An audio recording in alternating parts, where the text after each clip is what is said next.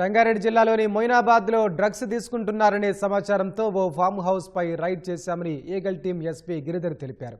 పోలీసులు రైడ్ చేసిన సమయంలో నమిత్ అనే వ్యక్తి కాల్పులు జరిపినట్లు వెల్లడించారు. డ్రగ్స్ టెస్ట్లో 5గురికి పాజిటివ్ రాగా 6గురికి నెగిటివ్ వచ్చినట్లు తెలిపారు. నిందితులపై ఎన్డీపీఎస్ చట్టం ప్రకారం చర్యలు తీసుకుంటామని స్పష్టం చేశారు.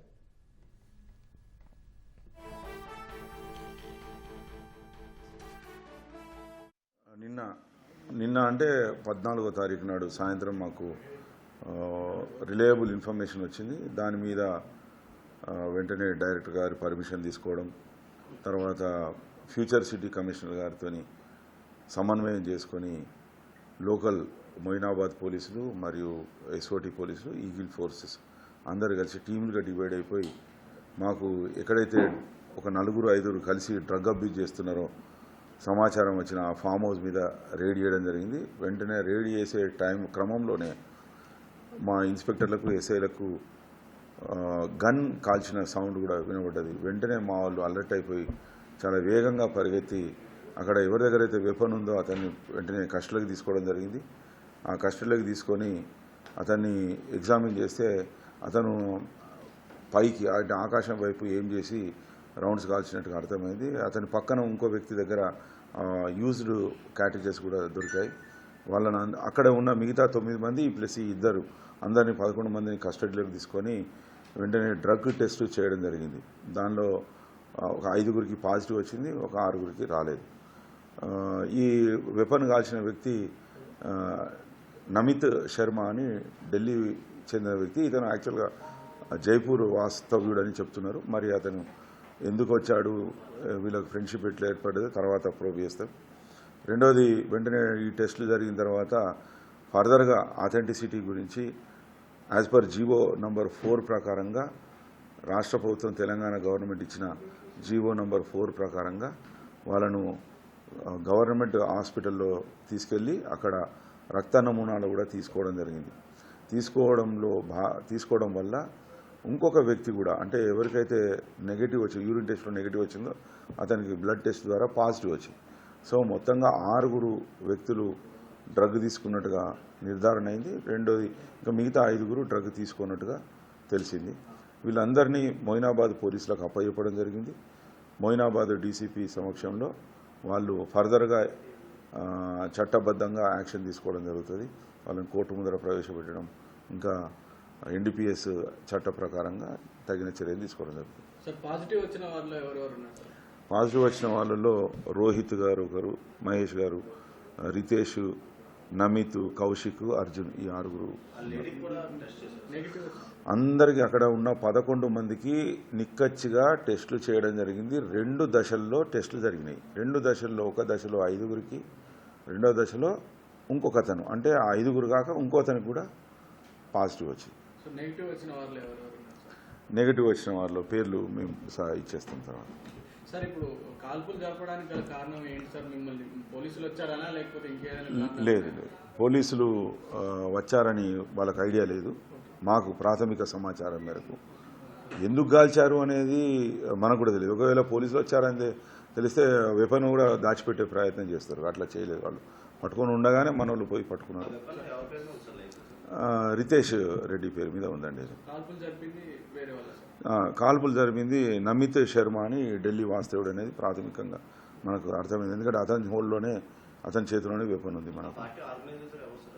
ఈ పార్టీ ఆర్గనైజర్స్ ఈ రోహిత్ రెడ్డి అని ఇతని ఫామ్ హౌస్ అది కూడా మధ్యాహ్నం 3 గంటలకు ఒకరిద్దరు కలుసుకున్నారు.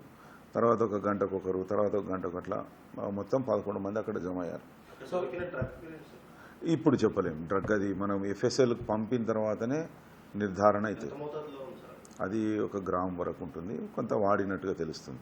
సో డ్రగ్స్ మేము ఇక్కడ తీసుకోలేదు, సిమ్లాలో వేరే చోట్ల తీసుకుంటున్నాం అని చెప్తున్నారు. అందులో వాస్తవం ఎంత సార్? వాళ్ళు ఎక్కడ తీసుకుంటారు? డ్రగ్స్ అబ్యూజ్ చేసింది ఇక్కడ, 1-2 గోవాలో కూడా అబ్యూజ్ చేసినట్టుగా చెప్తున్నారు. అది మనం ఇంకా ఇన్వెస్టిగేషన్లో భాగంగా మనం వర్క్ చేస్తే కానీ తెలియదు. సార్, మొదటిసారి రెండోసారి దొరికితే వాళ్ళని బాధితులుగా చూస్తారు సాధారణంగా.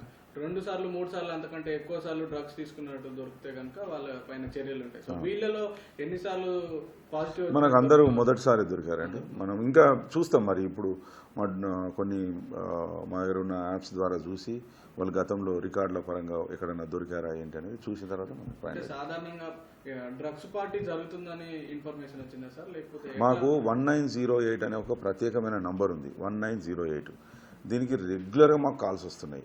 మాకు ఎంత ఈగిల్ ఫోర్స్ ఏర్పాటు చేసిన తర్వాత 1908కు చాలా ప్రాశస్త్యం కలిగింది.